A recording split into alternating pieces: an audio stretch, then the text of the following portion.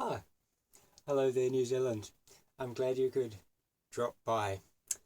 Well, today, down in a lockdown, I thought, what better opportunity to spread a little positivity and good vibe than to be a postmodernist. So today we're going to look at the works of Deloitte and the works of Foucault and if we get time we might look a little bit of Night. But before we do that, today's reading, in fact we're not going to do that at all. I've just told a filthy lie. No, I haven't. I told it with a good intention. It wasn't a lie, but I've changed my mind completely.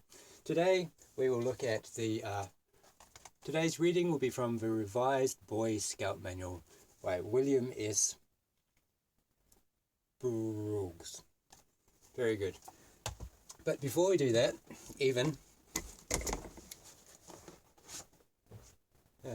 that'll be the cleaning pad. Can you guess what I am? Yes, a postmodernist. And to provide the perfect foil for today's reading, I am going to be practicing my ice skating moves while I read. I feel that this will provide the perfect contrast, the perfect counterpoint to the heaviness of the reading matter.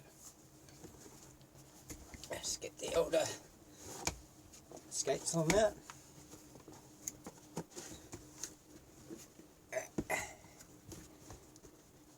Oh, goodness. Hope that's not an omen.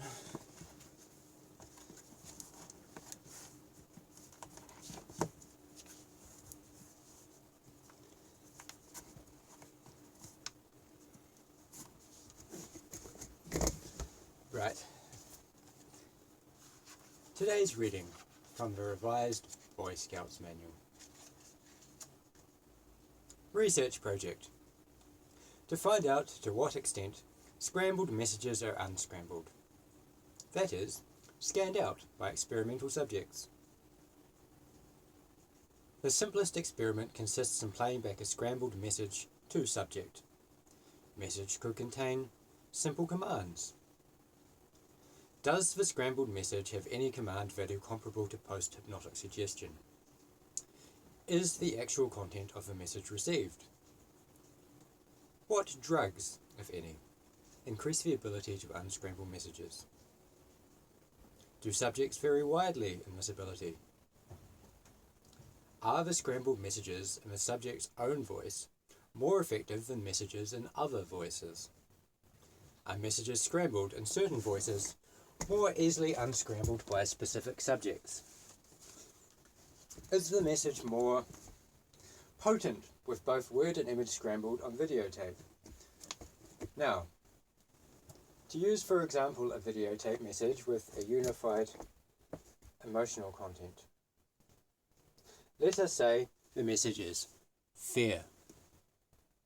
For this we take all the past fear shots of a subject we can collect or evoke. We cut these in with fear words and pictures with threats, etc. This is all acted out and would be upsetting enough in any case. Now, let's try it scrambled and see if we can get an even stronger effect.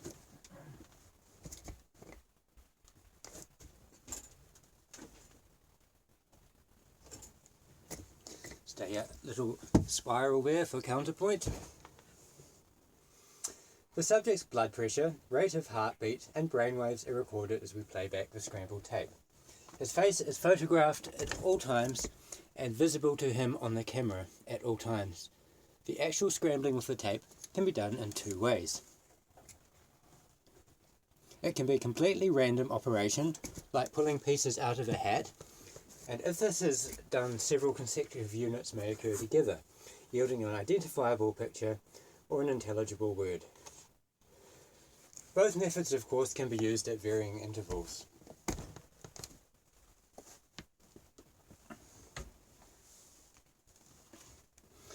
Blood pressure, heartbeat, and brainwave recordings will show the operator what material is producing the strongest reaction, and he will, very sexist language here, but like the skating, not a point of contrast, and he will, of course, zero in. And remember, the subject can see his face at all times, and his face is being photographed. As Sir Peepling Tom said, the most frightening thing is fear in your own face. If the subject becomes too disturbed, we have the peace and safety tips ready.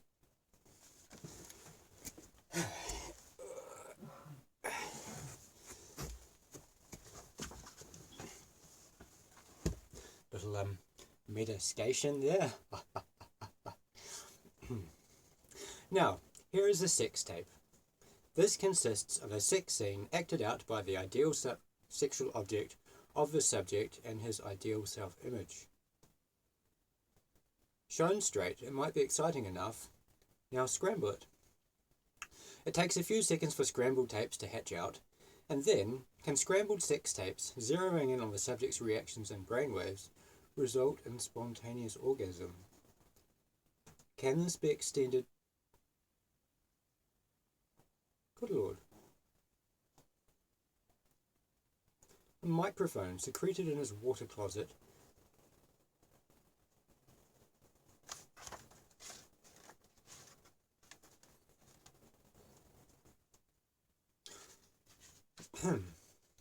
So just missed that. And then the young Liberal MP shits in his pants on a platform right under old... Good gracious.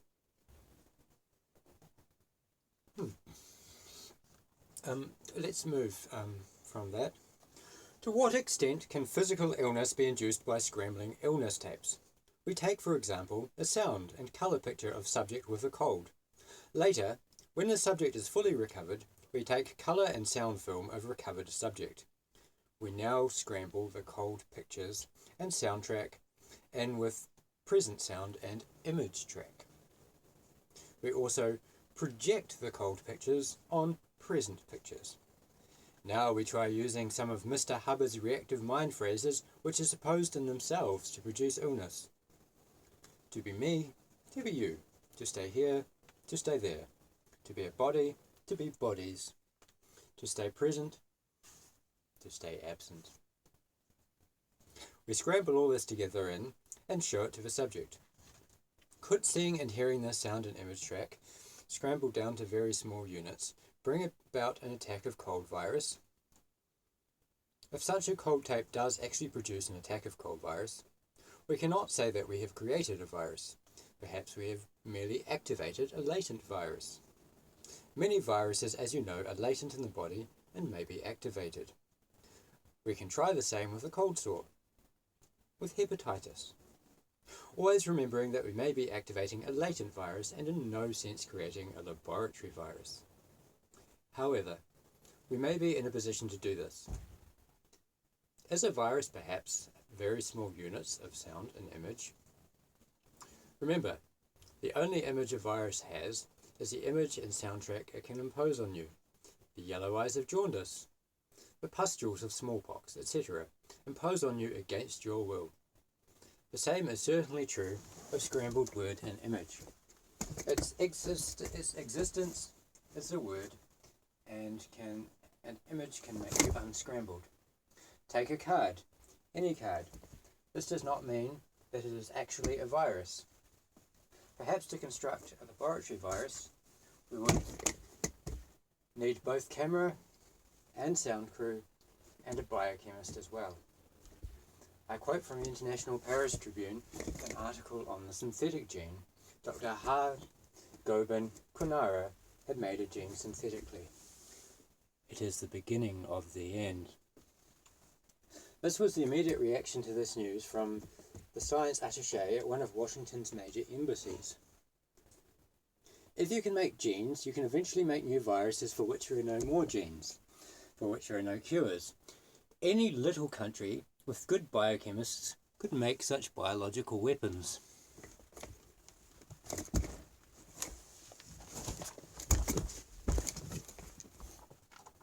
Induced fall.